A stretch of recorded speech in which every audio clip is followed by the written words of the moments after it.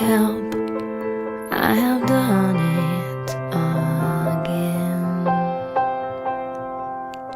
I have been here many times before,